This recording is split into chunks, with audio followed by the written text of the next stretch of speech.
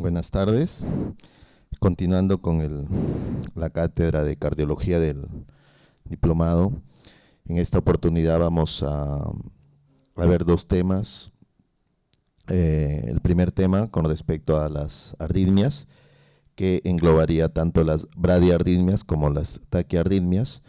Y el segundo tema, emergencias, urgencias cardíacas. Que ahí tocaremos los temas más frecuentes de los pacientes que acuden por emergencia y los que tal vez ponen en riesgo la vida del paciente.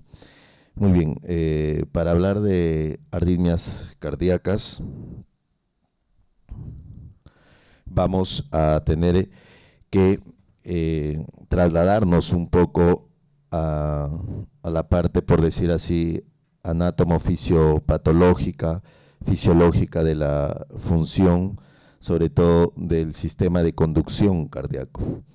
Para recordar, ya ustedes lo sabrán, el sistema de conducción del corazón generalmente tiene dos nódulos, uno sinusal, el otro auriculoventricular, y haces a través de los cuales se transmite el impulso cardíaco. Muy bien, el nodo sinusal, ubicado en la parte superior, casi inferior de la vena cava superior, la parte postero superior de la vena cava superior, anatómicamente, esa es su ubicación. Tal vez es como se diría, es el principal generador del impulso cardíaco, como vamos a ir viendo. Es ahí donde nace el impulso. Es ahí donde tiene esas células marcapaso, llamadas, está formado por células llamadas marcapaso, como ya vamos a ver por qué, son las que encargadas de generar y transmitir el impulso cardíaco, por lo cual nuestro corazón late. Después de eso tenemos ese impulso que se genera ahí, esos impulsos debe ser transmitido a todas las células auriculares y al segundo nódulo auriculoventricular. Muy bien, las células auriculares, también llamadas células no marcapaso, también tienen la capacidad de transmitir el impulso cardíaco. Eso se conoce, esa propiedad, como conductividad. Pero aparte de que el impulso cardíaco se transmite a través de las células auriculares, ese impulso también es transmitido por tres haces, un haz anterior, medio y posterior. Entonces, esos tres haces llegan a conectarse con el nodo auriculoventricular. En el nodo auriculoventricular, todos los impulsos que llegan ahí toman un retraso fisiológico, que le llamamos. Ese retraso fisiológico se debe dar, debe existir fisiológicamente para que las aurículas terminen de vaciar la sangre en la diástole, y así el ventrículo izquierdo pueda estar listo para expulsar la sangre después de la despolarización de los ventrículos. En el nodo AB sale un haz llamado haz de His, es corto, pequeño, y el cual se va a dividir en dos ramas, una izquierda y una derecha. La rama derecha del haz de His y la rama izquierda del haz de His. Esto es muy importante desde el punto de vista anatómico. ¿Por qué? Porque a veces, por ejemplo, nosotros, como un dato adicional, leemos los electrocardiogramas. La mayoría de pacientes le vamos a encontrar, y sobre todo en gente joven, con mucha más razón en gente a veces que tienen alguna cardiopatía, encontramos bloqueo incompleto de esta rama del haz de His, la rama derecha del haz de His. Y al paciente le decimos que generalmente esto es casi normal. ¿Por qué? Y eso se debe a que esta rama derecha es muy larga y delgadita. Entonces, con el flujo de la sangre tiende a lesionarse. Por eso generalmente la mayoría de gente ya ahora se considera que el bloqueo incompleto de rama derecha, entre comillas, casi es una variación normal ya en el electrocardiograma. pero a diferencia de la rama izquierda, miren, es pequeña, gruesa. Entonces, si uno encuentra un bloqueo de rama izquierda, casi con seguridad, ténganlo por seguro, que ese paciente va a tener una patología cardíaca de fondo. ¿Y cuál es lo más frecuente? Lo más frecuente es que ese paciente tenga una cardiopatía isquémica, una miocardiopatía dilatada, una hipertensión lateral o una valvulopatía. ¿Por qué? Porque miren, esta rama izquierda, antes de que se bifurque en la rama anterior y en la rama posterior, es corta y pequeña. Entonces, si encontramos un bloqueo acá, eso quiere decir que necesariamente tiene que haber una patología de fondo. Muy bien, entonces el haz de His se divide en sus dos ramas, la rama derecha y la rama izquierda. La rama izquierda se subdivide en dos, en la rama anterior y en la rama posterior. Y después ya del haz de His, de la rama derecha y la rama izquierda, vienen las famosas fibras de Purkinje, en las cuales son muy delgaditas, que ya generalmente se encuentran a nivel del su endocardio, que es la capa interna que recubre que el corazón.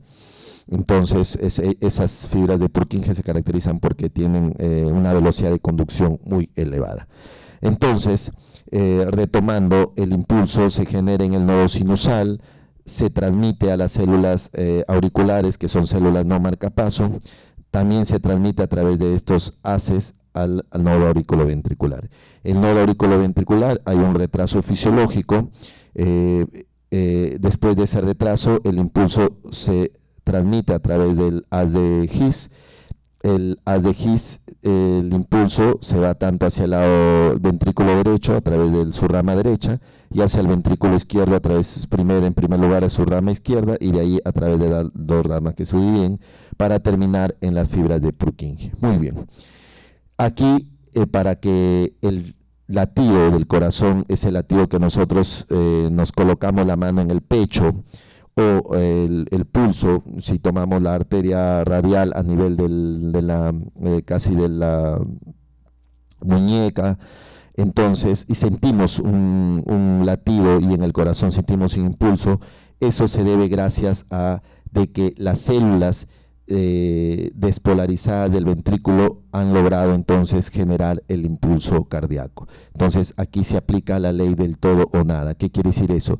Que para que los ventrículos impulsen la sangre a través de las dos grandes arterias, en el lado izquierdo de la aorta y en el lado derecho de la arteria pulmonar, se haya tenido que despolarizar todas las células ventriculares, con lo cual logran su objetivo.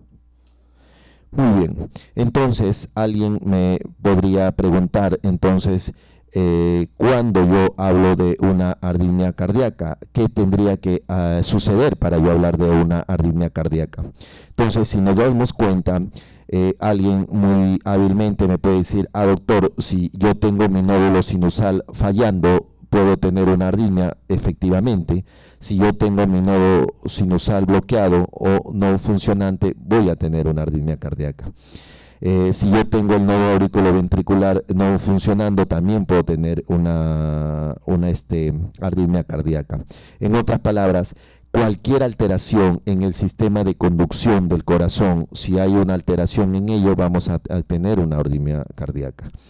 El nodo sinusal se despolariza automáticamente, por eso el corazón se dice que tiene algunas propiedades.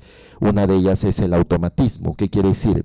La capacidad que tienen las células, en este caso la del nodo sinusal, la del nodo auriculoventricular, las de His, de despolarizarse sin recibir un estímulo.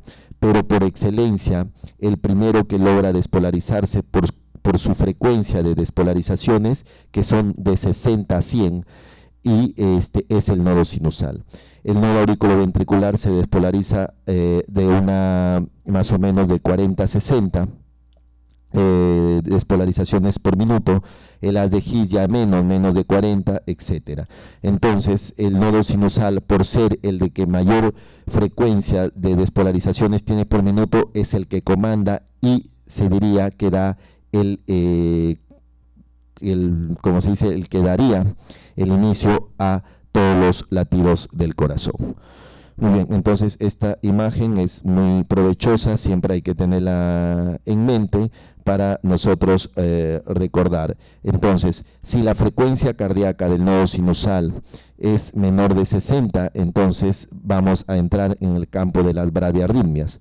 Si la frecuencia cardíaca del nodo sinusal es mayor de 100, encontramos el campo de las taquiarritmias. Entonces, las arritmias cardíacas, como ya vamos a ver, se van a clasificar de acuerdo a la frecuencia y algunas otras características. Como les decía, hay diferentes clasificaciones por el origen supraventriculares y ventriculares. Para entender más o menos esta clasificación nos ayudamos. De todo lo que es desde el nodo auriculoventricular hacia la parte superior, entonces se le clasifica como arritmias supraventriculares, es decir, una alteración en el nodo sinusal, una alteración en las aurículas, una alteración en el nodo auriculoventricular, cualquier alteración de ellos se catalogan como arritmias supraventriculares. Esa clasificación sí es importante para nosotros, sobre todo en el manejo de estos pacientes. Y todo lo que es por debajo del nodo auriculoventricular, que comprende haz de His, ramas o ventrículos, entonces entra en lo que es las arritmias ventriculares. Entonces ya tenemos una clasificación por el origen. Como les dije, supraventriculares, entonces ahora ya sabemos qué comprende, y las arritmias ventriculares, qué alteración anatomofisiológica estaría formando parte de estas clasificaciones. Por frecuencia, entonces, taquiarritmias cuando la frecuencia cardíaca del corazón es mayor de 100 y bradiarritmias cuando la frecuencia cardíaca del corazón es menos de 60. Entonces, doctor, la frecuencia cardíaca normal del corazón sería de 60 a 100. Por el ritmo, regulares o irregulares. Aquí esto tiene que ver más que todo con la regularidad de despolarizaciones del corazón. Eso generalmente nos servimos bastante del electrocardiograma, necesitamos, porque para ver si una arritmia regular o irregular, yo necesito, aparte de auscultar el corazón, son unos latidos cardíacos irregulares. En la auscultación, el electrocardiograma a través de los complejos QRS. Si los complejos QRS son irregulares, ¿qué quiere decir eso? No guardan la misma distancia, como vamos a ver, entonces estamos dentro del grupo de las arritmias irregulares. Algo más aquí, como dentro de las generalidades, es que la arritmia, eso nos han enseñado desde, creo, pregrado, la arritmia irregular de irregularidad por excelencia es la famosa fibrilación auricular. Si bien es cierto, no es la única, porque también otra arritmia que muy frecuente, todos nosotros en algún momento la vamos a tener, así es que no es de preocuparse, en nuestros pacientes los podemos encontrar, ya sean jóvenes, ancianos, esos son las famosas extrasístoles. Y generalmente la causa principal de esas extrasístoles es el estrés, y ahora en la calidad de vida que llevamos, con las circunstancias de los cambios que engloba todo, por eso generalmente el paciente tiene esa arritmia, las extrasístoles. Entonces lo que tendríamos es que diagnosticarlo y explicarle al paciente que es una arritmia que generalmente todo la vamos a tener. Pero la arritmia, eso sí, siempre yo cuando a mis alumnos les digo que les quede bien claro el mensaje: la arritmia irregular, la irregular de las irregularidades es la famosa fibrilación auricular. Dentro de las arritmias regulares tenemos varias, como ya la vamos a ir desglosando poco a poco. Muy bien, esta es otra importante clasificación por la forma de presentación, paroxística y no paroxística. ¿Qué quiere decir eso? Generalmente ese término se utiliza cuando el paciente generalmente está tranquilo, el paciente está tranquilo, puede estar viendo noticias, puede estar viendo en una conversación tranquilo, y comienza el corazón, el paciente refiere que comienza pum, pum, pum, pum, pum, pum. Y se dice paroxismo porque así como vienen, se van. Entonces le puede durar desde segundos, minutos, horas, y con un patrón generalmente así regular. Aparece, el paciente está tranquilo, pum, pum, pum, pum, pum, le comienza a latir el corazón, y de ahí también generalmente desaparece. Entonces, cuando tienen esa forma de presentación, el paciente lo refiere así, lo catalogamos como paroxística. Muy bien, entonces pueden haber otras clasificaciones, pero estas 4 las utilizamos desde el punto de vista clínico. Es decir, es muy importante saber si una arritmia es supraventricular que ventricular, sí, porque el manejo es diferente. Las ventriculares, por ejemplo, les voy adelantando, ponen generalmente una taquicardia ventricular, pone la vida en peligro del paciente. Una fibrilación ventricular es casi un paro cardiorrespiratorio inminente en el paciente. Entonces, sí hay una importancia, relevancia de clasificar las supraventriculares y ventriculares. Generalmente las supraventriculares asustan bastante al paciente. El paciente llega como parece que se le va la vida, pero generalmente no, el paciente hemodinámicamente está estable, no tiende a que ese tipo de arritmia lo lleve a un paro cardiorrespiratorio. En cambio la ventricular sí. Entonces, he ahí la importancia de lograrlas clasificar. Taquiarritmia, bradiarritmia, sí, porque hay un grupo de fármacos dirigidos a controlar las arritmias y hay otro grupo de fármacos dirigidos más bien a aumentar la frecuencia cardíaca. Entonces, si supongamos yo me equivoco, le doy a un paciente con taquicardia algo para que aumente más bien el ritmo, le aumentaría su taquicardia. O al revés, de un paciente que tiene bradicardia, le doy por ejemplo, un beta bloqueador, aumentaría más su bradiarritmia. Regulares, irregulares, también es importante esta clasificación desde el punto de vista clínico, y paroxístico, no paroxístico es también muy relevante. Generalmente las taquicardias paroxísticas son muy frecuentes en gente joven y de preferencia en mujeres. Entonces, he ahí una clasificación muy, como digo, muy didáctica para tenerlo en cuenta. Pero como les decía, no es la única clasificación. Ya entraríamos en una clasificación ya un poquito de la especialidad del manejo del cardiólogo, pero que me he atrevido a colocar esta diapositiva para que al menos ustedes tengan una noción de que hay ya otro tipo de arritmias con un manejo más fino, por decirlo. Entonces, miren, ahí dentro de las arritmias supraventriculares, como les dije, entran las arritmias nodales del nodo sinusal, las arritmias auriculares y las arritmias tanto del nodo sinusal como del nodo auriculoventricular. Dentro de las arritmias auriculares nos preguntamos, ¿hay trastorno del ritmo sinusal? Si es sí, entonces estaríamos implicados dentro de una taquicardia sinusal, una bradicardia sinusal, una arritmia sinusal, un marcapaso errante, un paro sinusal, un bloqueo sinauricular. Cada una de estas arritmias tienen importancia desde el punto de vista, por ejemplo, pronóstico. Una taquicardia sinusal, una bradicardia sinusal, una arritmia sinusal, que es frecuente en gente joven, en niños. Entonces a veces la mamá a veces, por ejemplo, a nosotros nos llega a la consulta niños que tienen arritmia sinusal y ya llegan asustados porque de repente su pediatra o ya un médico general le dijo, tienes una arritmia cardíaca. Imagínense a la madre que a su hijo le digan que tiene una arritmia cardíaca.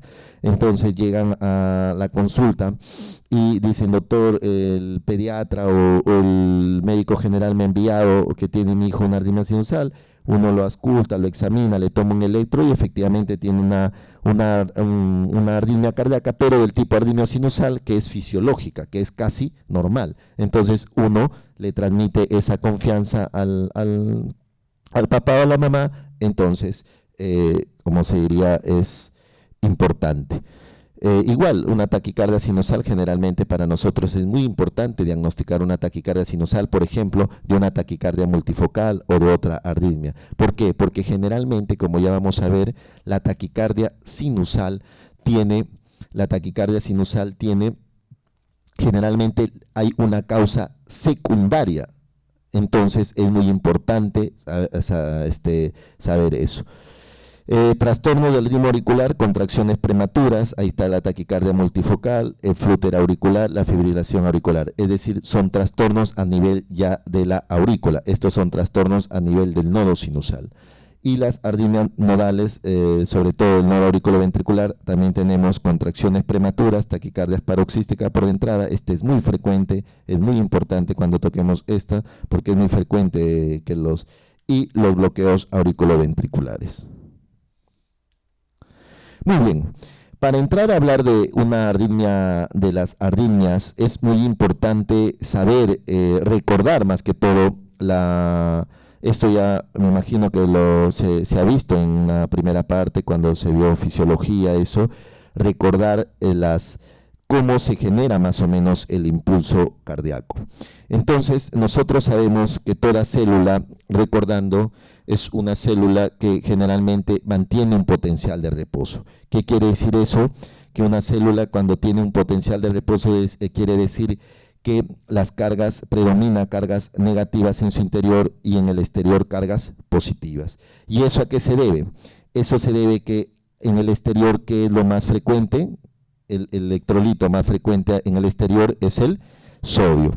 En cambio, en el interior predominan las cargas negativas, proteínas, sulfatos, fosfatos y bueno, el potasio es que predomina dentro del intracelular. Entonces, cuando las cargas negativas, me hubiera gustado que haya una pizarra para explicar esto, pero vamos por partes despacio. Cuando en una célula las cargas negativas son equivalentes a las cargas positivas, se genera un potencial. Generalmente ese potencial de cualquier célula del cuerpo generalmente va entre negativo 60 a negativo 90. Entonces, en esa condición, la célula se dice como se está en reposo. ¿Qué quiere decir eso? La célula sabemos que para que funcione o realice sus funciones una célula, tiene que recibir un estímulo generalmente. Entonces, esas células para que reciban un estímulo lo realizan a través de canales.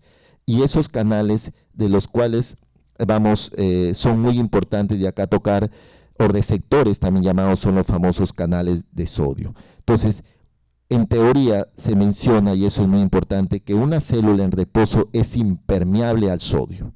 Entonces, ¿qué quiere decir eso? Que una célula en reposo es impermeable al sodio. Entonces, cuando una célula, por ejemplo, tenemos,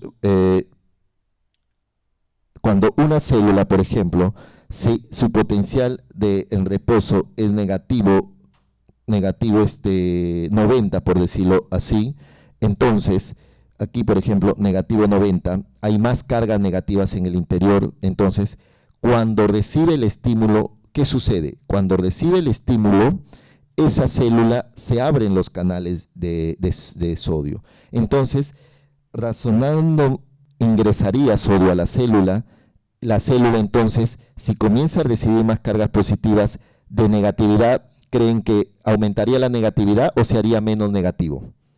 Se haría menos negativo. Entonces, si una célula, por ejemplo, de menos 90 comienza a hacerse menos negativo, y cuando llega a menos 60, que es el potencial de umbral que le llamamos, esa célula comienza a abrir otros canales de sodio más rápido. Entonces ingresa el sodio y es ahí donde se dispara la pendiente fase 0. Y se dispara aquí más o menos, si trazamos una línea, aquí sería 0 y de ahí se hace positivo. Entonces, la fase 0 es la apertura de los canales de sodio y entrada brusca de este ion hasta positividad el interior de la célula. La fase 1 es, se cierran los canales de sodio y más bien comienza a salir el potasio. Entonces, la célula se dice, cuando se ha llegado a una carga 0 o ha pasado de eso, se dice que la célula se ha despolarizado. Entonces, en la fase 1 se cierra, como dice, los canales de sodio y comienza a salir potasio. Entonces, la célula de lo que estaba, se había pasado a un exceso de positividad, comienza a regresionar. Cuando llega acá más o menos se produce la fase 2, la salida de potasio y entra calcio, pero corresponde, como se dice, la fase de meseta, donde generalmente la célula va a mantener las cargas. Y en la fase 3 ya se abren, la salida del potasio es más rápida, comienzan a salir cargas positivas.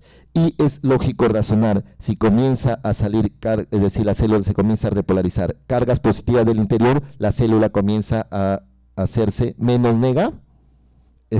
negativa. Muy bien, chicos. Entonces, a este nivel más o menos, desde un potencial, este es potencial de reposo de menos 90, acá hagamos una idea de menos 60, es el potencial de umbral. Doctor, ¿y algo importante sobre ese potencial? Sí, porque ese potencial de umbral, ¿qué implica? Que cuando una célula llega a la fase del potencial de umbral, ya no requiere regresar a la fase de reposo para ser vueltamente estimulada, no. Suficiente que llegue a la fase de potencial de umbral, es decir, desde negativo de 60, para cuando reciba otro estímulo, vuelta empiece otro potencial de acción. Entonces, esa es muy importante. Muy bien, pero cuando la célula ya regresa a la fase de, la fase de reposo, hay esa fase donde se dice en teoría que no hay movimientos de iones porque los canales de sodio se hacen impermeables, pero ¿qué pasa? Esa célula queda todavía exceso de potasio dentro de la célula. Ese potasio debe salir. ¿Quiénes creen que lo sacan en esa fase 4? Ahí ingresa la famosa bomba de sodio y potasio. Es decir, la bomba de sodio y potasio trata de sacar el exceso de potasio que hay en la célula para mantenerla en reposo, es decir, con un potencial de negativo de 90.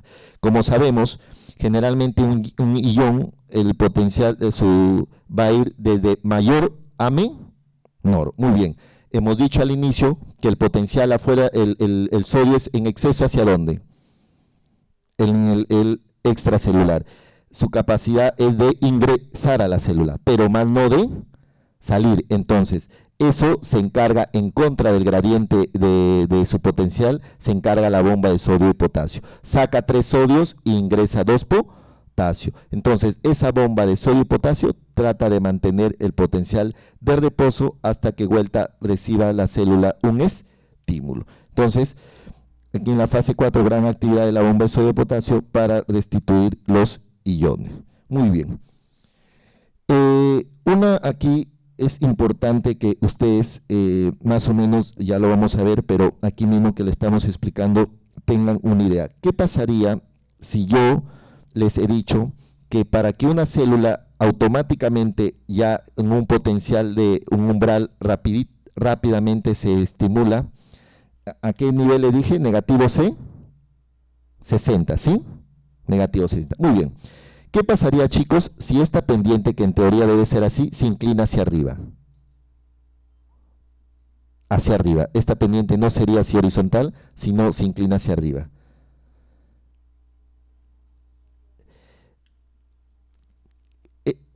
Si esta pendiente que está así, situaciones va a haber, y ya lo vamos a ir explicando, pero me gustaría que acá lo más o menos que está aprovechar, se inclina hacia arriba, quiere decir que esa célula está cerca a su potencial de umbral o no. Es decir, va a estar más ávida o más fácilmente a despolarizarse. Esa pendiente se llama pendiente de despolarización. Y doctor, ¿por qué la mencionó? Porque justamente las catecolaminas, básicamente, hace que esta pendiente de fase 4 la inclina hacia arriba. Es por eso que los pacientes, a veces nerviosos, o pacientes que nosotros llamamos catecolamínicos, noradrenérgicos, esos pacientes nerviosos que tienen mucha adrenalina, tienden a estar taquicárdicos o no, porque justamente es esa adrenalina que actúa esta fase de acá, la 4, la empina. Entonces ese paciente está muy rápidamente a ser estimulado. Entonces, por eso es muy importante lo que le decía, esa fase 4. Entonces, muy bien. Acá, resumiendo, el umbral es el punto de respuesta del todo nada y está cerca a negativo 60. Si un estímulo alcanza este punto, se produce el potencial. Si no, no hay potencial de acción, lo que les decía, ¿no? Entonces, miren, el estímulo, si está negativo 90, entonces, pero cuando la célula está en un potencial umbral de negativo 60, el mínimo estímulo logra que... Y acá está graficado en la fase 0, ¿no? Cuando ingresa el sodio, en la fase 1, en la fase todo lo que va sucediendo, y en la fase 4 la famosa bomba de sodio y potasio. Muy bien, entonces, cuando vamos a hablar de taquiarritmias, hay 3 mecanismos de los cuales tenemos que hablar porque son los que se producen las arritmias cardíacas. Los 3 mecanismos acá a manera general son de reentrada, que ya lo vamos a explicar, de automaticidad y de potenciales, de postpotenciales o de una actividad desencadenada que le llaman. Entonces, esos son los tres mecanismos. Si en un momento a ustedes les llegan a preguntar cuáles son los mecanismos de las taquiarritmias, son tres. ¿Cuáles? El automatismo, un automatismo anormal, el de entrada y el otro de una actividad desencadenada o también llamada postpotenciales. Muy bien, entonces, a ver, algo sobre el automatismo anormal, y es justamente lo que les decía, miren. Entonces, si se dan cuenta, miren, acá este es el potencial de umbral, lo que le llamaba, este es el potencial de reposo. Miren el nodo sinusal, su pendiente de despolarización, el nodo auriculoventricular, su pendiente de despolarización y las fibras de Purkinje. Entre los tres le mencioné al inicio, ¿cuál es la frecuencia de despolarización del nodo sinusal? De 60 a 100. ¿Cuál es la frecuencia del nodo auriculoventricular? De 40 a 60. Y de fibra de Purkinje menos de 30. Y eso se explica por qué. Porque miren, el nodo sinusal que está amarillo, su pendiente de despolarización es más empinada. Entonces está más ávidamente a ser estimulado. Por eso las frecuencias son mayores. Por eso es el que, como se diría, es el que comanda la despolarización de los latidos cardíacos. Y alguien se puede preguntar, si el nodo sinusal, por ejemplo, en los ancianos, como vamos a ver después, estaría enfermo, la famosa enfermedad del nodo sinusal, ¿quién creen que comandaría el ritmo? El siguiente a comandar es el auriculoventricular. Entonces, esos pacientes generalmente tienen una frecuencia menos de 60, por eso es que a veces requieren marcapaso. Y si supongamos hay alteraciones a nivel, miren, del nodo sinusal, del nodo auriculoventricular, comandaría el ritmo más abajo, donde la frecuencia es menor. Obligatoriamente se tendría que colocarle marcapaso a esos pacientes. Muy bien, ¿cuál es el segundo mensaje de esto? Entonces, es una automaticidad normal. ¿Qué quiere decir, chicos? Que hay células, por ejemplo, las células en el músculo cardíaco se clasifican, lo mencionamos al inicio, dos tipos de células marcapaso y células no marcapaso. Doctor, las células marcapaso ya nos ha mencionado bastante, que son las del nodo sinusal, nodo auriculoventricular, las de Gil, la del nodo de Purkinje. Muy bien, ¿cuáles son las células no marcapaso? Las células no marcapaso se les considera a las células auriculares, básicamente, y a las células ventriculares, es decir, ya las células del mismo miocardio. Entonces, pasa en algunas situaciones, por ejemplo, en pacientes que han tenido infarto o en cualquier situaciones, chicos, que las células no marcapaso, es decir, las células auriculares o ventriculares, tienen una automaticidad normal. ¿Y qué quiere decir eso? Que su pendiente de despolarización llegan a superar a la del ritmo, a la del nodo sinusal. Entonces, son las que comienzan a comandar. Entonces, por ejemplo, si las células auriculares llegaran a comandar, llegaran a tener una pendiente mayor que la del nodo sinusal, y un paciente tiene una frecuencia mayor de 100, estaríamos hablando de una taquicardia auricular, ¿correcto? Entonces es por eso que hay situaciones, por ejemplo, el ejemplo más típico es las células cuando hay isquemia, comienzan a tener automaticidad anormal, superan a lo que fisiológico, esto es lo fisiológico, entonces la superan. Entonces ese es el primer mecanismo de automaticidad anormal. Muy bien. Mecanismo de reentrada. Acá, con respecto al mecanismo de reentrada, es muy importante que se entienda porque van a haber dos situaciones. Una es, miren, si se dan cuenta, acá tenemos generalmente este es el nodo auriculoventricular y este es el mecanismo por el que se produce todas las taquicardias supraventriculares. Muy importante es este mecanismo. Miren, en una persona normal como nosotros, en teoría, que tenemos nuestro corazón normal, viene el estímulo auricular a través del nodo AB. Entonces, miren, chicos, en el nodo auriculoventricular hay siempre dos vías, siempre. Una de conducción lenta y otra de conducción rápida. Entonces, miren, yo les soy bien sincero, antes era un poco agnóstico, pero después que estudié medicina ya me creí en Dios, porque la naturaleza es de quien nos ha creado, es tan perfecta, de verdad, que entonces, miren, el estímulo viene por la conducción rápida. El estímulo viene por la conducción lenta. ¿Quién creen que va a llegar rápidamente acá, a pasar al haz de His? ¿La lenta o la rápida? La rápida, muy bien. Entonces, por eso le decía, el organismo es tan perfecto en ese aspecto que como ya sintió que pasó una, esta se bloquea, automáticamente se bloquea. Entonces, no sucede nada. Pero ¿qué pasa acá? Cuando hay, por ejemplo, miren, un impulso prematuro, viene, o sea, diferente del normal, un impulso prematuro que nació, por ejemplo, de las aurículas, no nació del nodo sinusal. Eso se le llama un impulso prematuro. Entonces, viene y pasa por acá.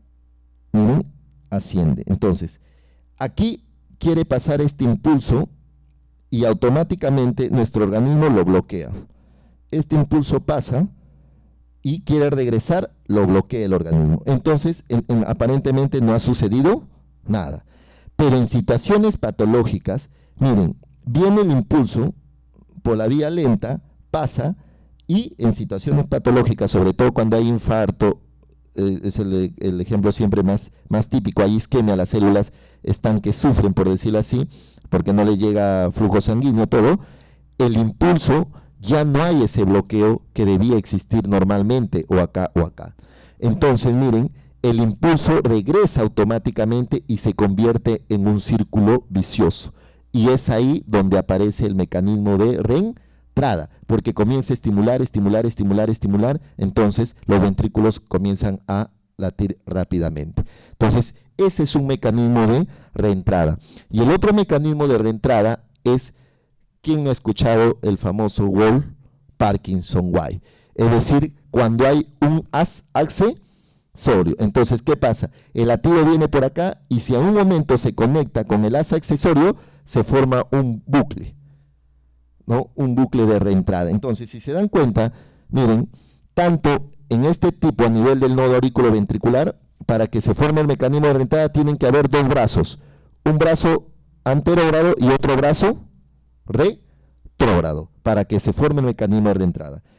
Cuando estamos hablando de un accesorio, por ejemplo, las fibras de Purkinje, igual, un brazo lo utiliza el nodo AB y el otro brazo va a ser justamente el haz aberrante que no debe haber, ¿correcto? Entonces, se formaría igual ese mecanismo de reentrada, pero acá es un mecanismo de reentrada por vía accesoria, que dice, los más típicos de los de Ken, que no son los únicos, también tenemos de Hans o James, como lo quieran pronunciar.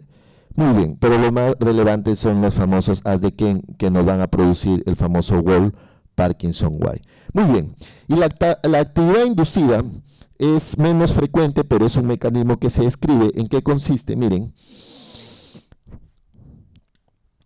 para que una célula, les dije, sea estimulada, ya se despolarizó, se repolarizó. Debe llegar a hacer dos cosas, o llegar a su potencial de reposo o llegar al potencial de umbral, ¿correcto? O sea, cuando una célula se estimula, se despolariza, luego se repolariza.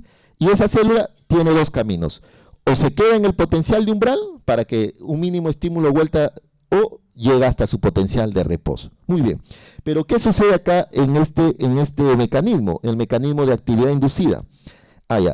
Y una célula, para que actúe, tiene que cada despolarización recibir un estímulo. Es decir, una célula, por ejemplo, nuestra frecuencia cardíaca, por ejemplo, supongamos de acá, de alguien es 70. Esas células del ventrículo han tenido que recibir 70 estímulos para que nos dé 70 latidos. Muy bien, chicos, eso es en todo. Pero acá, ¿qué sucede? Que existe un estímulo tan potente que la célula ya no requiere, miren, como acá mismo lo dice, ya no requiere ni siquiera llegar al potencial de umbral para recibir otro estímulo, no, sino ahí mismo, miren, y se produce, por eso, postpotenciales. Es decir, hay un estímulo tan potente que es necesario y suficiente para producir varios potenciales. Ese es el famoso mecanismo de actividad inducida. Es decir, solo un potencial es necesario para ello. Muy bien, acá miren, es otra imagen, si se dan cuenta, miren, acá, un estímulo, este estímulo, miren, y comenzó, pero a veces, entonces aquí, si logra solamente un latido, sería una extrasístole, pero miren, si hay latidos consecutivos, cuando hay 3 a más, ya se convierte en una taquicardia, entonces es por este mecanismo. Entonces miren chicos, cuando hablemos de taquiarritmias, cualesquiera las que vamos a ir tocando desde el punto de vista clínico, son producidas por esos 3 mecanismos. Hay arritmias que son producidas por los 3 a la vez, hay arritmias que solamente son producidas por un mecanismo, ¿no? O pueden, los 3 están produciendo esa arritmia. Pero en general esos 3 mecanismos que les hemos explicado son las que producen las taquiarritmias. Muy bien, miren, acá también hay otra figura que grafica lo de postpotenciales o actividad inducida o actividad desencadenada. Muy bien, entonces miren, resumiendo lo que les decía, por alteración del automatismo, es decir, hay aumento del automatismo en una parte del corazón, el ejemplo más típico que les di, las catecolaminas, hipercalemia, hipoxia, isquemia, lo que les decía, estiramiento de fibras, intoxicación por dioxina, es decir, la pendiente de despolarización se empina tanto que comienza a generar sus impulsos. Por actividad desencadenada o postpotenciales, que le acabamos de explicar, estas son algunas patologías, hipocalcemia, hipocalemia, hipomagnesemia, bradicardia, isquemia, por alteración en la propagación del impulso o por las accesorios de reentrada. Si no vemos esto, alguien puede decir, ¿qué pueden deducir de esto? ¿Qué inferirían? ¿Qué se puede inferir de esto? Si ven esa diapositiva así, desde el punto de vista clínico. Si yo tengo un paciente con taquicardia, ahí viendo esa imagen, ¿cuál es el mensaje de esa imagen? ¿Ustedes creen que al paciente le va a importar que su arritmia esté producida por que ustedes le digan por automatismo? No. Pero si esta diapositiva, si nos dan cuenta y nosotros la vemos desde otro punto de vista, nunca estoy acostumbrado a utilizar micro y la posición me cansa. Entonces, la causa. ¿Cuál es el mensaje? Que si yo tengo un paciente que viene con taquicardia, tengo que descartar que, miren, isquemia, tengo que descartar hipoxia o no, tengo que descartar alteraciones electrolíticos. ¿Cuántos a nosotros a veces se nos pasa pedirle un AGA y electrolitos? ¿Por qué? Porque serían corregibles, miren. ¿Está o no? Isquemia, ¿no? Hipocalcemia, ¿me entienden? Entonces, el mensaje de esto es que cuidadito con los electrolitos, cuidadito con una paciente que hay que preguntarle si está tomando digoxina, porque miren, la intoxicación por digoxina es, cuando hablemos ya de la parte de algo sobre la digoxina, ahí vamos a mencionar cómo sospechar cuando un paciente está intoxicándose por digoxina. Entonces, miren, esto para nosotros es útil, pero para el paciente va a ser más útil desde el punto de vista que nosotros lleguemos a dar con su causa para tratarlo. Muy bien, entonces vamos a hablar de las bradiarritmias. Esto vamos a ir poco a poco y las viendo, son las arritmias más importantes, las que tienen desde el punto de vista en cardiología una importancia, una relevancia clínica. Las que no las he considerado, pero todo lo que está acá sí generalmente ténganlo por seguro que en algún momento de nuestro quehacer diario con los pacientes nos vamos a enfrentar. La bradicardia sinusal. Entonces, la bradicardia sinusal, pero antes de eso, para hablar de una bradicardia sinusal, taquicardia sinusal, de hecho me hubiera gustado, le soy sincero, que en el temario, antes de arritmias, esté EKG. Pero viendo yo cómo se llama, me doy con la sorpresa que EKG es casi al final.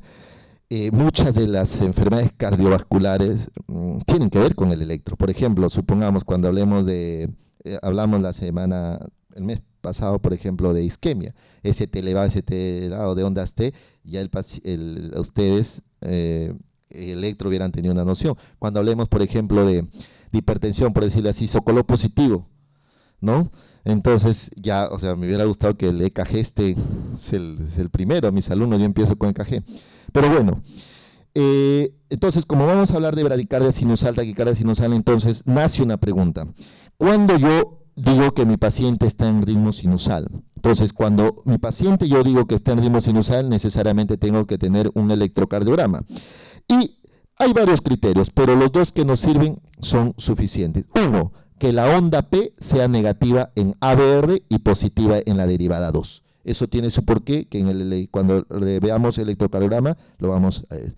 Y lo otro es importante, es que los QRS sean regulares, es decir, casi mantengan la misma distancia. Si cumplen esos dos criterios, que la onda PC es positiva en la derivada de 2 y negativa en la derivada ABR, y los QRS sean regulares, estaríamos hablando de que ese paciente tiene ritmo sinusal. Y en castellano, ¿qué quiere decir? Supongamos que un paciente tenga 60 latidos por minuto, quiere decir, sale un latido, espera un segundo, sale otro latido, o sea, hay una regularidad, espera otro segundo, el tercer latido y así.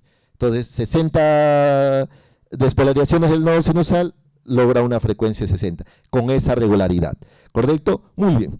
Entonces, hablamos de la bradicardia sinusal, entonces, ¿cómo la definimos electrocardiográficamente? Cuando el paciente, en primer lugar, está en ritmo sinusal, ya le explicamos, y lo que la define es una frecuencia cardíaca menor de 60, porque cuando explicamos al inicio, la frecuencia normal de cualquier individuo, son generalmente hablando de individuos ya jóvenes, adultos, porque los niños pueden estar un poquito su frecuencia mayores, es de 60 a 100. Entonces, cuando la frecuencia cardíaca es menos de 60, entonces estaríamos frente a una bradicardia sinusal. Las causas, es muy importante. Es muy importante decirle al paciente que hay tres tipos de fisiológicas, de causas fisiológicas, para no asustar al paciente. La primera, por ejemplo, yo veo mucho los pacientes que bajan de altura, es decir, que viven en la sierra, con frecuencias cardíacas entre 50, 60. Veo muchos pacientes que, por ejemplo, que trabajan en la mina, vienen con frecuencias de 48, 60. Es porque viven a la altura. El organismo necesita adaptarse.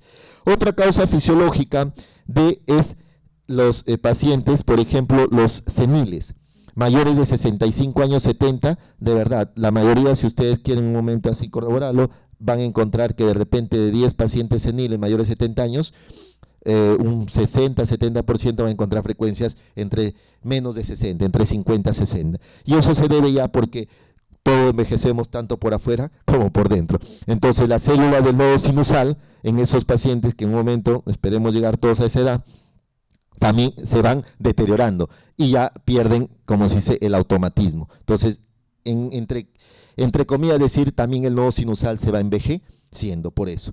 Y la tercera causa fisiológica, es decir, que yo no debo preocuparme y por ende transmitirle esa confianza al paciente, son los pacientes entrenados. Por ejemplo, hay pacientes, si ustedes supongamos en un momento le colocan un holter de 24 horas a uno de esos que entrenan a diario, por ejemplo, que juegan en la U, en la Vallejo, o los fondistas. Yo tenía un colega que hacía frecuencias en la noche de 30. Ya un paciente con una frecuencia de 30 no estaría de verdad, estuviera en emergencia con su marcapaso, estuviera en UCI. Pero los deportistas entrenados en la noche llegan a tener frecuencias bajas. Ya por ende, por el mismo ritmo circadiano, las catecolaminas en la noche disminuyen. Entonces la frecuencia en todos va a disminuir. En ellos que en el día, cuando entrenan, su frecuencia debe ser de 45, eso a veces hay algunos pacientes deportistas entrenados que llegan a frecuencias de 30 a 35. Entonces, esas tres condiciones fisiológicas debemos de tenerlas siempre presente para no asustar al paciente. Algo que veo mucho como causa de bradicardia sinusal son los pacientes, como uno le hace los riesgos quirúrgicos a los de vesícula, a los que se van a operar de vesícula. Ténganlo por seguro que igual de 10, 6 a 7 encuentro con frecuencias entre 50 a 60. Y eso se debe como la vesícula debe estar inflamada algo, irrita debajo, casi a la altura del diafragma, hay un plexo parasimpático. Y ustedes saben todo lo que es parasimpático, deprime. Entonces, más o menos estaría por ahí la explicación por qué esos pacientes que generalmente sufren de problemas de vesícula crónico manejan frecuencias bajas. Pero no son las únicas causas. También tenemos, por ejemplo, pacientes vagotónicos, es decir, que predomina el vago. Fármacos, por ejemplo, ¿qué fármacos bajarían la frecuencia cardíaca? Justamente los cronotrópicos negativos. Y recordando, cronotrópicos negativos tenemos los beta bloqueadores. ¿Quiénes más? Los bloqueadores de canales de calcio no dihidroverapamilodiltiazem. Entonces, un paciente entonces que esté tomando, no lo olviden, que esté tomando, por ejemplo, atenolol, carvedilol, eso, y llega con mareitos, que por ahí de repente un momento una lipotimia, un síncope, chicos, tómenle un electrocardiograma, porque lamentablemente a veces ha habido pacientes que han requerido marcapaso, solamente por tomar, sobre todo en pacientes seniles. Entonces, cuidado con el exceso del atenolol, de betabloqueadores en pacientes seniles. Los podemos llevar a una bradicardia muy severa, entonces ya y que requerirían marcapaso. Muy bien, la bradicardia sinusal se clasifica de leve, moderada, severa. Doctor, ¿cuándo es leve, cuándo es moderada y cuándo es severa? Leve se dice cuando la frecuencia está entre 50 a 60. Moderada cuando la frecuencia es entre 40 a 50. Y severa cuando la frecuencia es menos de 40. Entonces, muy bien. ¿Y eso es importante? Sí, a veces. Ya vamos a ver con la clínica. Muy bien. ¿Y HS qué significa? Siglas, ¿recuerdan? A ver, la famosa hipertensión endocraniana. Entonces, cuando hay hipertensión endocraniana, es decir, hay edema, todo, como sabemos, en el cráneo es duro. Entonces, si hay edema algo, la presión está aumentada, el organismo, por eso le digo, o sea, el organismo fisiológicamente es tan sabio que trata de disminuir el flujo sanguíneo, la perfusión. ¿Y cómo lo hace? Bradicardizando. Entonces, porque si imagínense aumentar el flujo sanguíneo en un paciente que se está edematizando, ya sea por un tumor, por TB, por neurocisticercosis, etcétera, entonces aumentarían la presión a nivel. Entonces, como mecanismo compensatorio, entonces no se asusten, un paciente un momento que les llega, que tengan de repente un TEC y de repente está haciendo su hipertensión endocraniana, comienza a bradicardizarse, no se asusten porque es mecanismo compensatorio. ¿Correcto? Muy bien. Entonces, esas son las causas importantes de bradicardia. Entonces, ¿cómo se presenta el paciente? Cuando es leve moderado, generalmente es un paciente asintomático.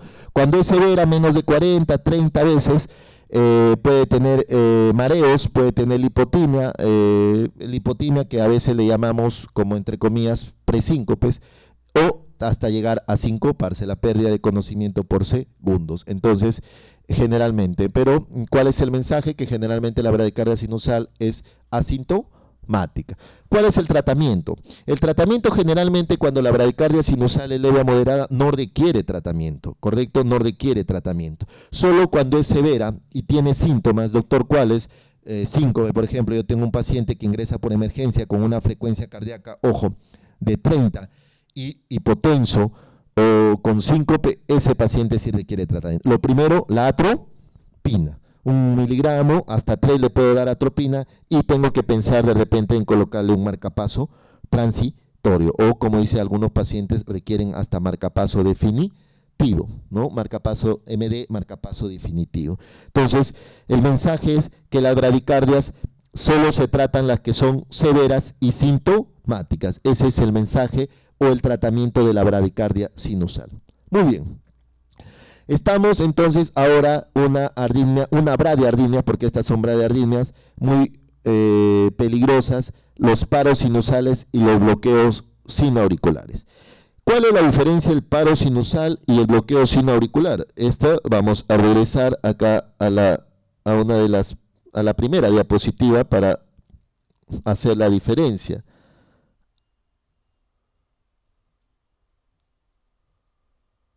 La primera acá.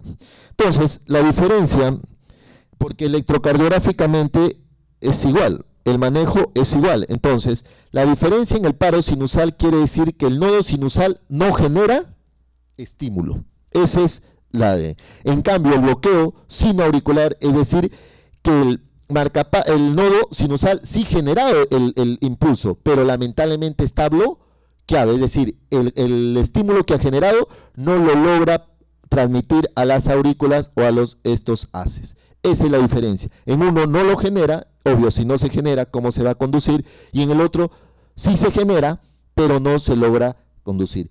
Esto es un poco, a veces, doctor, un ejemplo que, por ejemplo, infartos de aurícula izquierda, que es difícil, es raro, pero existen. Entonces, supongamos acá, circundante al nodo sinusal, hay un infarto de las aurículas, hay necrosis, entonces el estímulo no, como hay tejido muerto, no va a conducir. Doctor, otro ejemplo, ya en pacientes muy seniles, 85, 90 años, las células, estos se han calcificado por apoptosis, se han necrosado, es decir, también pierden la conductividad. Entonces, esa es la diferencia entre el paro sinusal y el bloqueo sinoauricular. Porque, como les decía, la forma de presentación electrocardiográfica es la misma.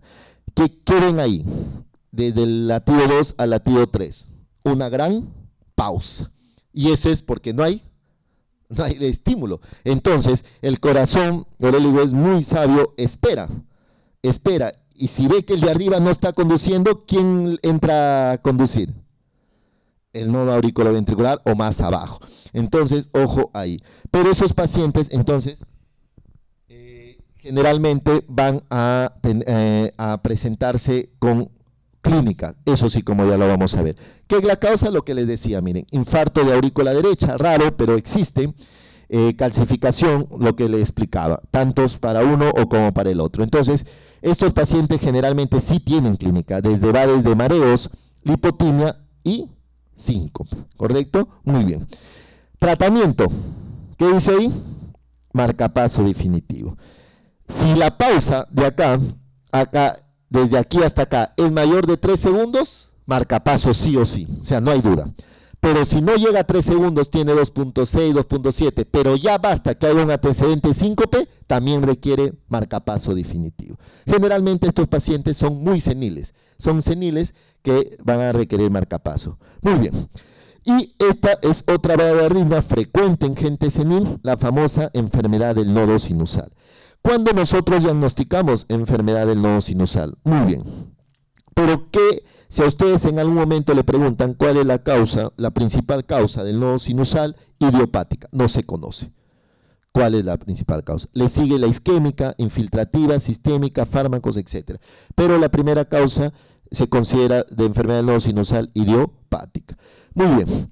Y como les decía, enfermedad del nodo sinusal se puede presentar con síncope, lipotimia, bradicardia severa, ¿no? Pausas sinusales, bloqueos sinoauriculares. Entonces, un paciente, ojo, que tenga, por ejemplo, bloqueo sinoauricular, paro sinusal, yo tengo que descartar que no tenga una enfermedad del nodo sinusal. Muy bien, pero nunca olviden, lo más característico de la enfermedad del nodo sinusal es el famoso síndrome taquibradi. Es decir, miren, acá ve, pacientes hacen esto que sería una bradicardia o taquicardia. Taquicardia, ¿no? Acá está un poco comprimida la imagen, pero si ustedes la extenderían se viera mejor. Entonces, miren, hacen taquicardia y después, ¿qué hacen? Miren, bradicardia. Entonces, tratamiento, marcapaso definitivo. Esto es lo más característico de la enfermedad del nodo sinusal, el síndrome taquibradi. Entonces, ¿por qué? ¿Y por qué marcapaso? Porque alguien me puede decir, pero doctor, si tiene taquicardia, ya le doy beta bloqueadores, sí pues. Y en el episodio de bradicardia, le bajaría más la frecuencia. Si tiene bradicardia, le doy estimulantes, sí, pero en el episodio de taquicardia estimularían más. Entonces, la única solución es marcapaso definitivo. Se le coloca un marcapaso al paciente a las frecuencias de 60 o 70 que generalmente, y comienza a tener su vida normal, ¿correcto? Entonces, dentro de las bradiarritmias, a nivel del nodo sinusal, tenemos, entonces, no olviden, la bradicardia sinusal, el paro sinusal, el bloqueo sinoauricular y la enfermedad del nodo sinusal. Muy bien. Tenemos las otras bradiarritmias, un poco más ya de mayor presentación también en frecuencia. Los famosos bloqueos auriculoventriculares que algunas veces habremos escuchado. Muy bien, bloqueo auriculoventricular de primer grado, bloqueo auriculoventricular de segundo grado MOVIX 1, bloqueo auriculoventricular de segundo grado MOVIX 2 y el bloqueo auriculoventricular de tercer grado o completo. Muy bien, vamos, ¿cómo se define el bloqueo auriculoventricular de primer grado? Les dije que a nivel, en el electrocardiograma tenemos un intervalo que llamamos el intervalo PR. Ese intervalo PR, intervalo PR generalmente, o PQ, ese intervalo PR va desde el inicio de la onda P hasta el inicio del complejo QRS. Su valor normal, ¿alguien lo recuerda? Muy bien, nos hago recordar, de 0,12 a 0,20 segundos. Muy bien. Este intervalo PR, chicos, entonces es de 0,12 a 0,20 segundos. Muy bien. El intervalo PR está formado por dos, si se dan cuenta, la onda P y lo que sigue, que se llama segmento PR. Muy bien. La onda P, que me traduce en el electrocardiograma, recordando la despolarización auricular. Muy bien. Y el segmento PR, que me traduce el retraso fisiológico en el nodo AB. Correcto, en el retraso fisiológico en el nodo AB. Ese retraso fisiológico se requiere, les dije, para que las aurículas bombeen la última parte de la diástole, para que los ventrículos, exacto, se terminen de recibir la sangre, se cierra la mitral y cuando ya se han despolarizado, ¡fum!, eyecten la sangre. Muy bien, eso es lo fisiológico. Entonces, si la onda P, les digo que normal es de 0,06 a 0,10, el segmento PR, ¿cuánto valdrá? Si el intervalo, a ver, un cálculo ahí más o menos, tiene ahí su hojita, si el intervalo PR normal es de 0,12 a 0,20, el intervalo PR es de 0,12 a 0,20, ¿sí? Muy bien. Y el intervalo PR lo forma la onda P y el segmento PR. Muy bien. Si la onda P vale el rango normal de 0,06 a 0,10, ¿cuánto más o menos valdrá el segmento PR? ¿Más o menos cuánto? Reste, dice.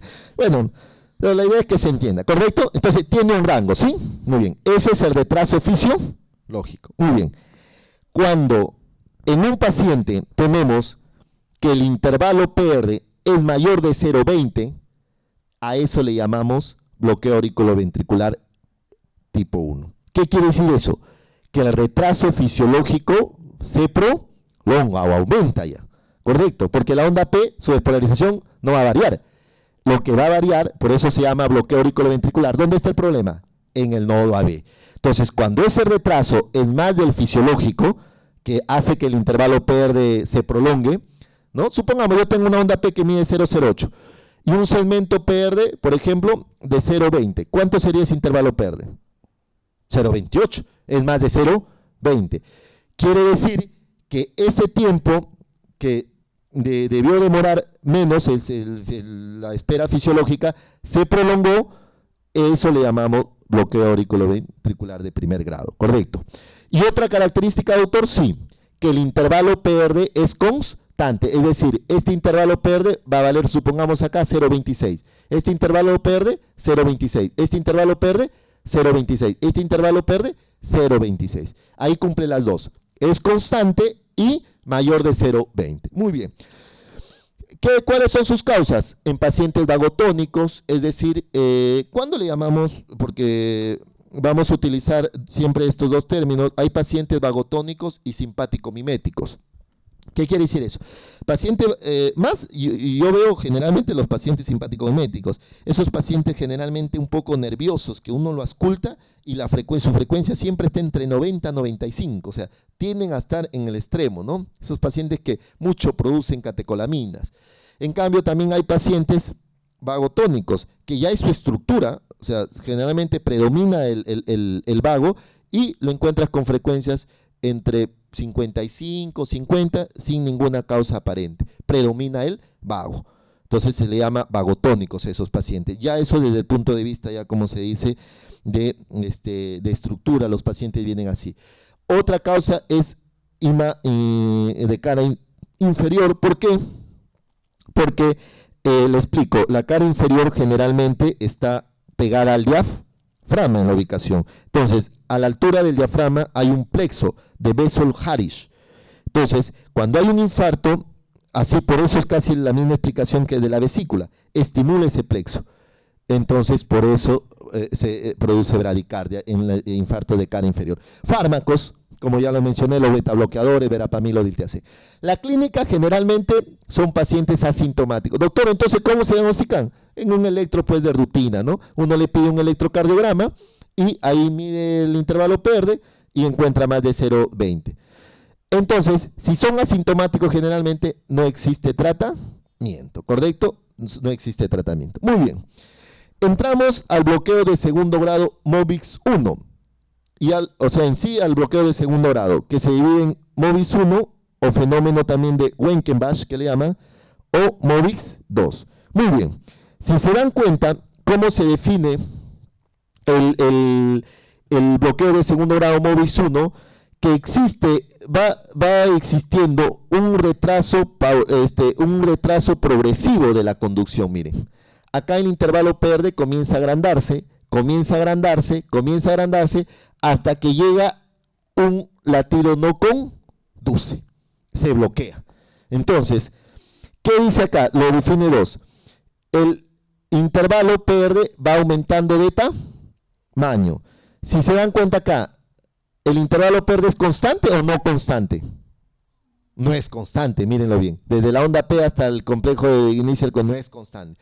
Entonces lo caracteriza, uno, que el intervalo PERDE no es constante, y otro que es el retraso progresivamente es paulatino. Entonces llega a un momento que no conduce, ¿correcto? Entonces ese es, y a ese fenómeno que lentamente se va retrasando y hasta que un momento, por decirlo así, se cansó, no transmito, pues se dirá el no va a ver, ¿no?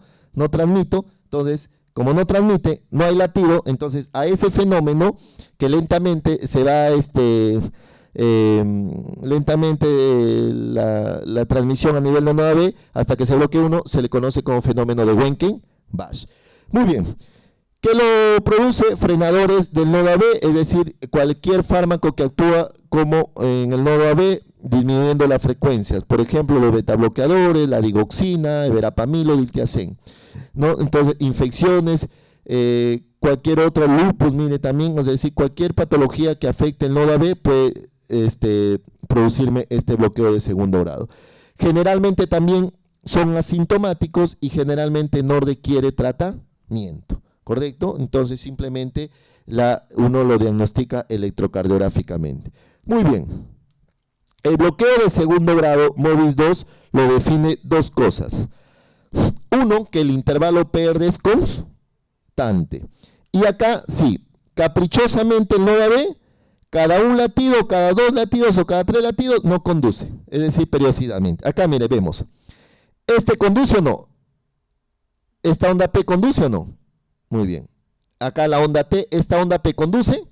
No conduce. ¿Esta onda P sí conduce? Sí, acá está su QRS. ¿Esta onda P conduce? No hay un QRS, no conduce. ¿Esta onda P conduce? Sí. ¿Esta onda P de aquí? No conduce. Entonces, puede ser que después de un latido, después de 2, uno no conduce, después de 3, uno no conduce, ¿me entienden? Entonces, periódicamente. Pero el intervalo PERDE es constante. Entonces, cuando yo tengo así, se le conoce como bloqueo de segundo grado, MOVIX 2, producido por enfermedades degenerativas, hipertensión, estenosis aórtica, miocardiopatía hipertrófica. Es decir, todas estas causas son tanto para los dos tipos de bloqueo de segundo grado. Muy bien. Tenemos ejemplo, mareos. Pueden pacientes presentarse como mareos, el de segundo grado, sí da generalmente causas, síntomas, mareos, lipotimia o síncope. Marcapaso definitivo. Sí, generalmente estos pacientes marcapaso definitivos. ¿Por qué? Porque estos pacientes con mucha probabilidad van a irse al bloqueo de tercer grado o bloqueo completo. ¿Qué quiere decir eso? Bloqueo de segundo grado, bloqueo completo. Que hay una, ¿cómo se dice? Hay una disociación auriculoventricular. ¿Qué quiere decir eso? Imagínense, si aquí lo vamos a ver en la primera diapositiva para que más o menos tengan una idea.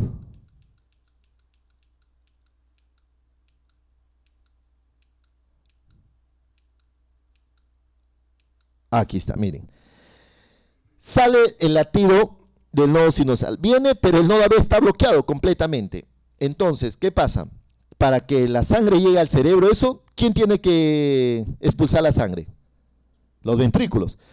Para que eso suceda, o sea, se produzca el efecto mecánico, tiene que haber primero un efecto eléctrico, es decir, despolarizarse. Y para que se despolaricen, había tenido que llegarle su estímulo. Los ventrículos están esperando el estímulo, no pasa. Entonces, ¿qué sucede? El haz de Hill dice, mira, por decirlo así, criollamente, mira, comparito, yo solito me despolarizo. Porque para estar esperando, entonces, los ventrículos se despolarizan a su ritmo y las aurículas a su ritmo. La frecuencia de las aurículas va a estar entre 60 y 100, pero la frecuencia de los ventrículos, ¿a cuánto estará? De hecho, menos de 40, porque la frecuencia desde el haz de Higgs hacia abajo es menos de 40. Del nodo AB dijimos que es de 40 a 60, pero como está bloqueado, cualquiera de esto.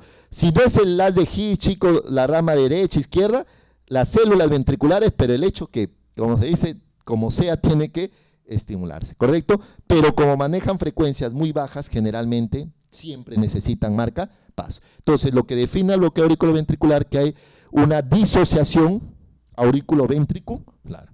Las aurículas laten a su ritmo y los ventrículos a su ritmo. Si las aurículas laten a su ritmo en el electrocardiograma, ¿la frecuencia de qué estaría? En el electrocardiograma, ¿qué me traduce la despolarización auricular? Las ondas P, ¿correcto? Y en el electrocardiograma, ¿qué me traduce la despolarización ventricular? Los complejos QRDs. Entonces, cuando estemos frente a una imagen como esta, miren, si se dan cuenta acá, los ventrículos están latiendo a su ritmo, ¿o no? De hecho, a una frecuencia menor, ¿sí?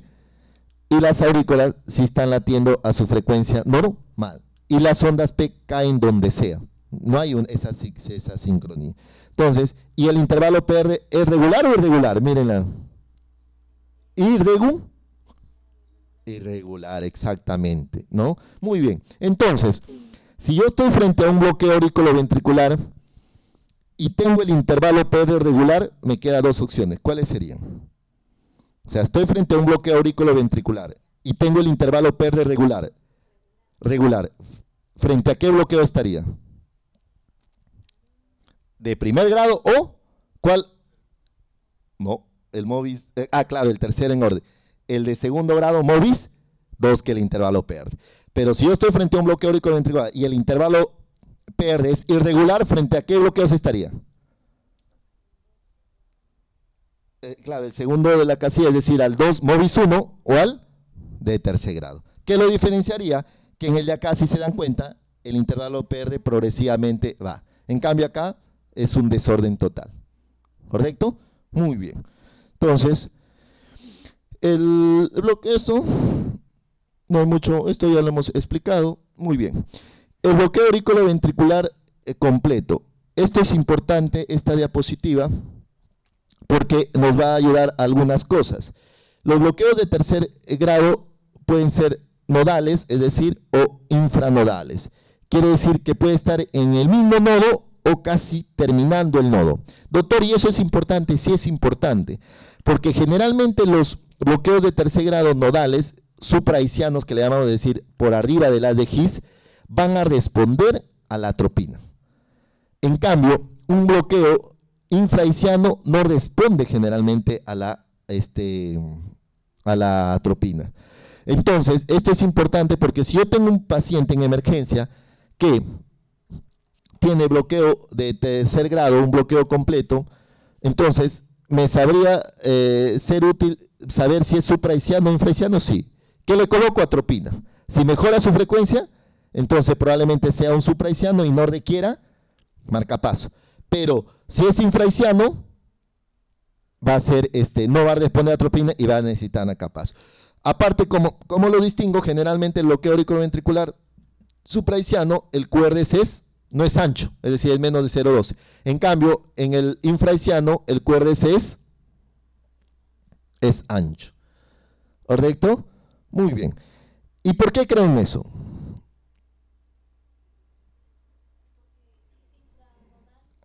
Ya.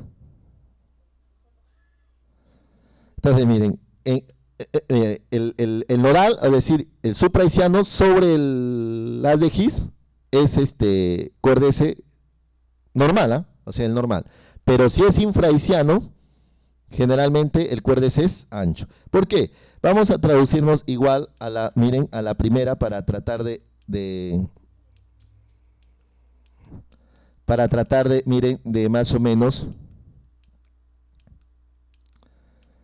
de que entenderlos. Acá está, miren. Si está acá, supongamos el bloqueo, ¿no? La atropina, el nodo AB tiene bastantes receptores parasimpáticos, ¿no? Muy bien.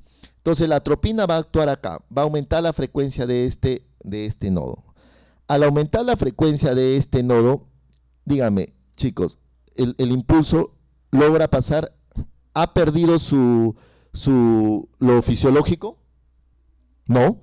Miren, pasa a las de His y pasaría tanto a la rama derecha, rama izquierda, y cuando se ha despolarizado los dos, ¡fum!, el ventrículo se contrae, ¿sí? Muy bien.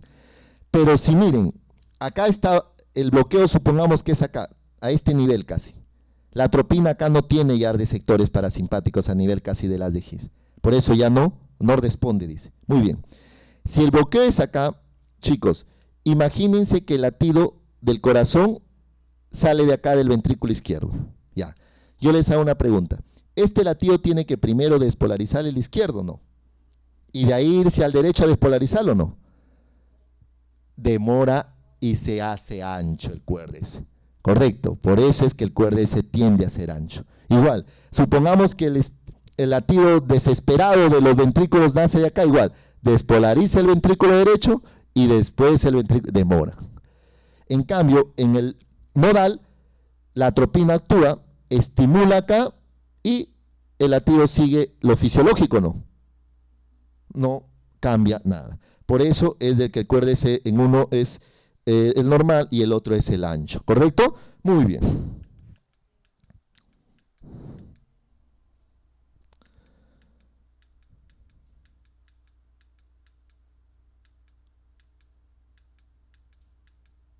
Muy bien, entonces, esta es otra tabla para decir, lo más importante para ustedes de esto es el mensaje siguiente. ¿Quiénes siempre requieren marcapasos sí o sí?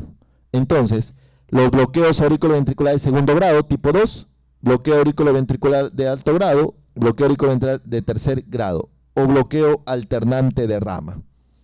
¿Qué quiere decir ese bloqueo alternante de rama? ¿Por qué creen que necesitará marcapasos sí o sí? Un bloqueo alternante de rama.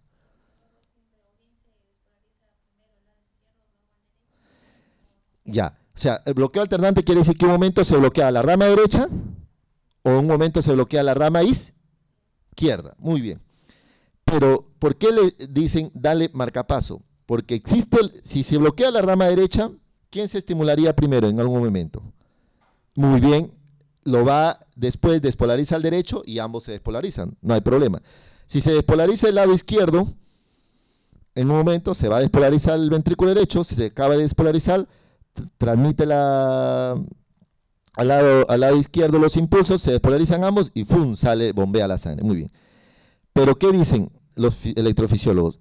Existe el riesgo que en algún momento se bloqueen ambos. Si se bloquean ambos, ¿cómo se estaría comportando? Exacto, pero ¿se estaría comportando como un bloqueo completo o no? Claro, tipo 3, porque cuando hay bloqueo completo no pasa, ¿no? Entonces, en este bloqueo alternante rama, si llega la probabilidad que en un momento se bloquean los dos, estaría comportándose, no es que sea lo mismo, como uno de tercer grado.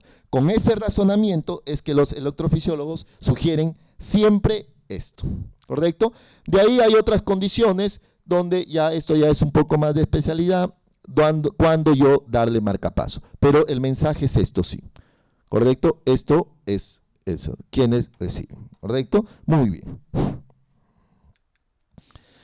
Entonces, miren, acá por ejemplo, igual, ¿quién marca paso? ¿De rama derecha? No. ¿Los difasciculares? No. Generalmente no. Trifasciculares generalmente no. Muy bien. Listo. Entonces hacemos un pequeño break para entrar a ver los taqui, que es las taquiarritmias, ¿correcto? 5 minutos. Una pregunta. Sí. Me confundió cuando habló sobre los infrahaitianos y los suprahaitianos. Eso usted dijo de que eran los bloqueos tipo 3 completos. Sí. Pero en su imagen, en su diapositiva está en el grado 2, que eran los MOVIS 1 y MOVIS 2. Ahí dice No. suprahaitiano e infrahaitiana. Eso es lo que yo. No. Cuando, mira, ve, cuando nosotros utilizamos, o sea, no, pero para que no, o sea, aquí te explico en la figura. Sí, ya. Los bloqueos auriculoventriculares van a suceder en el nodo AB, o sea, en el nodo AB, correcto, muy bien. El nodo AB tiene tres partes, una parte superior, media y una parte inferior. La parte superior generalmente es la parte que le dicen también aurículo nodal, porque casi tiene parte de la aurícula como del mismo nodo. La parte media es la parte compacta, la parte, por decir, el corazón del nodo AB. Es ahí donde se produce el retraso fisiológico normal. Y la tercera parte del nodo es la parte, como le dicen, nodo ventricular, es decir, que ya tiene contacto con los ventrículos. Todo es el nodo, muy bien. Los tres bloqueos, tanto el 1, el 2, con su subdivisión, y el 3, se producen a nivel del nodo auriculoventricular. Generalmente va a estar el bloqueo a nivel de la parte compacta, ¿correcto? Muy bien. En el bloqueo de tercer grado, o sea, tanto el de primer grado, lo único que sucede en el de primer grado es que este nodo AB se demora en conducir, pero conduce todo, ¿sí? O sea, se demora más de lo fisiológico, pero logra conducir todo, correcto, muy bien. En el de segundo grado, en el MOVIS 1, ¿qué sucede? Este nodo AB como que se vuelve perezoso, te explico, o sea, conduce uno, viene el otro, lo demora en pasar, viene el otro, demora un poco más, entonces el intervalo PERDE se va alargando. Llega uno que se quedó dormido, por decirlo así, no condució, ese es el MOVIS 1, ¿sí? Muy bien. En el de segundo grado MOVIS 2, caprichosamente conduce uno, el otro no lo conduce. Conduce uno, el otro no lo conduce. O conduce dos, el tercero ya no.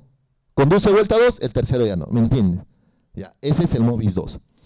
Y el de tercer grado no conduce. O sea, no conduce ninguno. ¿Me entiendes? Ya.